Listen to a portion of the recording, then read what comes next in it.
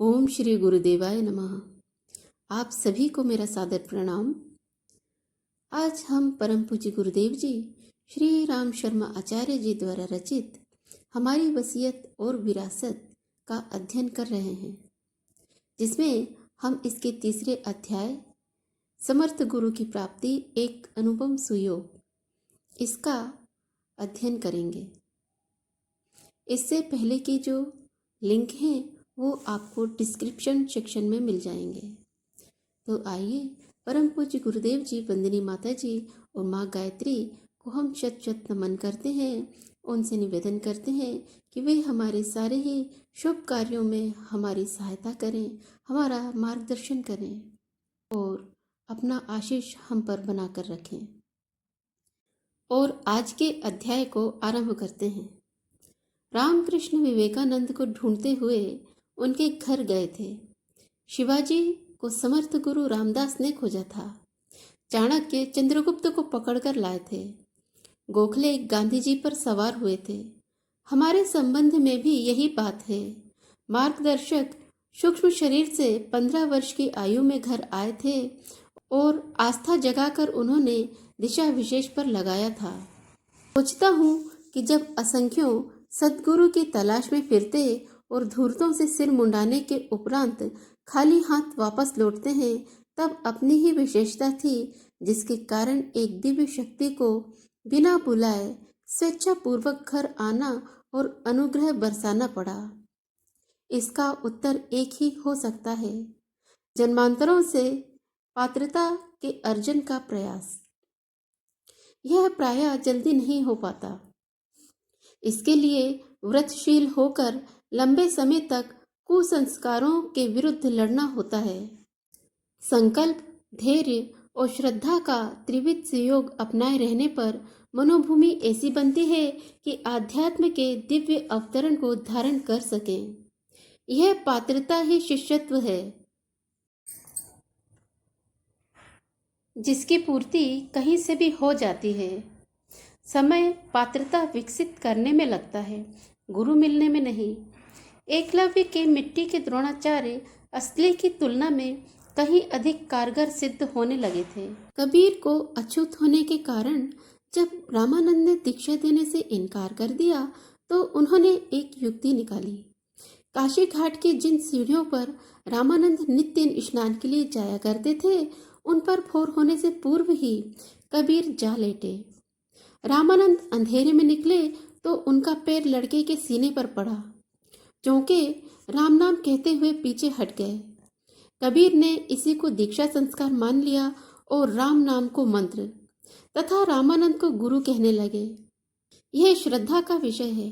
जब पत्थर की प्रतिमा देवता बन सकती है तो श्रद्धा के बल पर किसी उपयुक्त व्यक्तित्व को गुरु क्यों नहीं बनाया जा सकता। आवश्यक नहीं कि इसके लिए विधिवत संस्कार कराया ही जाए, कान फुकवाए ही जाए। आध्यात्म प्रयोजनों के लिए गुरु स्तर के सहायक की इसलिए आवश्यकता पड़ती है कि उसे पिता और अध्यापक का दोहरा उत्तरदायित्व निभाना पड़ता है। पिता बच्चे को अपनी कमाई का एक अंश देकर पढ़ने की सारी साधन सामग्री जुटाता है। अध्यापक उनके ज्ञान अनुभव को पढ़ाता है। दोनों के सहयोग से ही बच्चे का निर्वाह और शिक्षण चलता है।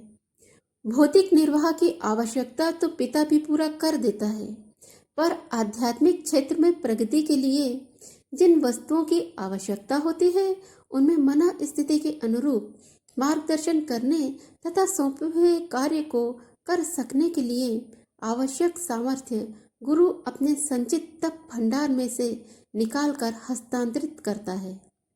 इसके बिना अनाथ बालक की तरह शिष्य एकाकी पुरुषार्थ के बलबूते उतना नहीं कर सकता जितना कि करना चाहिए। इसी कारण गुरु बिना हुई न ज्ञान की उक्ति आध्यात्म क्षेत्र में विशेष रूप से प्रयुक्त होती है। दूसरे लोग गुरु तलाश करते फिरते हैं, पर सुयोग्य तक जा पहुंचने पर भी निराश होते हैं। स्वाभाविक है, इतना घोर परिश्रम और कष्ट सहकर की गई कमाई ऐसे ही कुपात्र और विलास संग्रह अहंकार अपव्यय के लिए हस्तांतरित नहीं की जा सकती। देने वाले में इतनी बुद्धि भी होती है कि लेने वाले की प्रामाणिकता किस स्तर की है, जो दिया जा रहा है उसका उपयोग किस कार्य में होगा, यह भी जांचे। जो लोग इस कसौटी पर खोटे उतरते हैं उनकी दाल नहीं गलती। इन्हें वे ही लोग मूंढते हैं जिनके पास देने को कुछ नहीं, मात्र शिकार फंसाकर शिष्य से जिस तिस बहाने दान दक्षिणा मांगते रहते हैं। प्रसन्नता की बात है कि इस विडंबना भरे प्रचलित कुचक्र में हमें नहीं फंसना पड़ा। हिमालय की एक सत्ता अनायास ही घर बैठे मार्गदर्शन के लिए आ गई और हमारा जीवन धन्य हो गया। हमें इतने समर्थ गुरु अनायास ही कैसे मिले? इस प्रश्न का एक ही समाधान निकलता है कि उनके लिए लंबे समय से जन्म जन्मांतरों में पात्रता अर्जन की धैर्यपूर्वक तैयारी की गई, उतावली नहीं बरती गई। बातों में फंसाकर किसी गुरु की जेब काट लेने जैसी उस्तादी नहीं बरती गई, वरन यह प्रतीक्षा की गई कि अपने नाले को किसी पवित्र सरिता में मिलाकर अपनी हस्ती का उसी में समापन किया जाए। किसी भौतिक प्रयोजन के लिए इस सुयोग की ताक झांक नहीं की गई, वरन यही सोचा जाता रहा कि जीवन संपदा की श्रद्धांजलि किसी देवता के चरणों में समर्पित करके धन्य बनाया जाए। दयानंद ने गुरु विरजानंद की इच्छानुसार अपने जीवन का उत्सर्ग किया था। विवेकानंद ने अपने सभी इच्छाएं समाप्त करके गुरु को संतोष देने वाली कष्ट साध्य कार्य में प्रवृत्त हुए थे। इसी में सच्चे गुरु भक्ति और गुरु दक्षिणा है। हनुमान ने राम को अपना समर्पण कर प्रत्यक्षतः तो सब कुछ खोया ही था, पर परोक्षतः वे समतुल्य ही बन गए थे और वह कार्य करने लगे थे जो राम के ही बलबूते किए थे। समुद्र छलांगना, पर्वत उखाड़ना, लंका जलाना बेचारे हनुमान नहीं कर सकते थे। वे तो अपने सुग्रीव को बाली के अत्याचारों तक से छुड़ाने में समर्थ नहीं हो सके थे। समर्पण ही था जिसने एकात्मता उत्पन्न कर दी। गंदे नाले में थोड़ा गंगा जल गिर पड़े तो वह गंदगी बन जाएगा। यदि बहती हुई गंगा में थोड़ी गंदगी जा मिले तो फिर उसका अस्तित्व ही समाप्त हो जाएगा। जो बचेगा मात्र गंगा जल ही होगा। जो स्वयं समर्थ नहीं है वे भी समर्थों के प्रति समर्पित होकर उन्हीं के समतुल्य बन गए हैं। ईंधन जब आग से लिपट जाता है तो फिर उसकी है स्थिति नहीं रहती, वरन अग्नि के समान प्रखरता आ जाती है, वह तद्रूप हो जाता है। श्रद्धा का केंद्र भगवान है और प्राप्त भी उसी को करना पड़ता है, पर उस अदृश्य के साथ संबंध जोड़ने के लिए किसी दृश्य प्रतीक का सहारा लेना आवश्यक होता है। इस कार्य को देव प्रतिमाओं के सहारे भी संपन्न किया जा सकता है और देहधारी गुरु यदि इस स्तर का है तो वह उस आवश्यकता की पूर्ति करा सकता है। हमारे ये मनोरथ अनायास से पूरे हो गए। अनायास इसलिए कि उसके लिए पिछले जन्मों से पात्रता उत्पन्न करने की पृथक साधना आरंभ कर दी गई थी। कुंडलिनी जागरण, ईश्वर दर्शन, स्वर्ग मुक्ति तो बहुत पीछे की वस्तु है। सबसे प्रथम देवी अनुदानों को पा सकने की क्षमता अर्जित करनी पड़ती है, अन्यथा जो वजन ना उठा सके, जो भोजन ना पचा सके, वह उल्टे और भी बड़ी विपत्ति खड़ी करता है।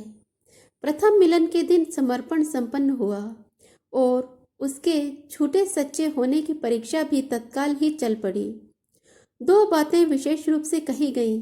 संसारी लोग क्या करते हैं, क्या कहते हैं, उनकी ओर से मुंह मोड़कर निर्धारित लक्ष्य की ओर एकाकी साहस के बलबूते चलते रहना। दूसरा यह कि अपने को अधिक पवित्र प्रखर बनाने के लिए तपश्चर्या में जुट जाना।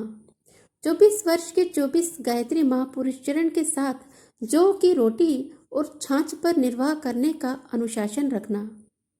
सामर्थ्य विकसित होते ही सब कुछ मिलेगा जो आध्यात्मिक मार्ग के साधकों को मिलता है, किंतु मिलेगा विशुद्ध परमार्थ के लिए। तुच्छ स्वार्थों की सिद्धि में उन देवी अनुदानों को प्रयुक्त न किया जा सकेगा। वसंत पर्व का यह दिन गुरु अनुशासन का अवधारण ही हमारे लिए नया जन्म बन गया। याचकों की कमी नहीं, पर सत्पात्रों पर सब कुछ लुटा देने वाले सहृदयों की भी कमी नहीं।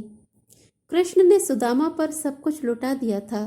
सद्गुरु की प्राप्ति हमारे जीवन का अनन्य एवं परम सौभाग्य रहा। तो आज के लिए केवल इतना ही। इसके आगे की वीडियो में हम इसके अगले अध्याय में जानेंगे मार्गदर्शक द्वारा भावी जीवन क्रम संबंधी निर्देश। तो तब तक के लिए आप सभी मुझे आज्ञा दें।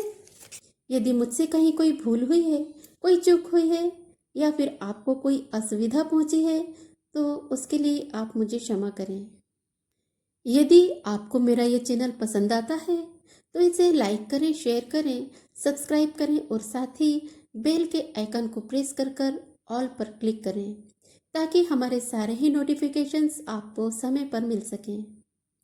तो जाने से पूर्व हम एक बार पुनः वंदनीय माता जी, परम पूज्य गुरुदेव जी और माँ गायत्री को शत नमन करते हैं, उनका चरण वंदन करते हैं और उनसे निवेदन करते हैं अपना आशीष, अपना वात्सल्य हम सभी पर सदैव बनाकर रखें।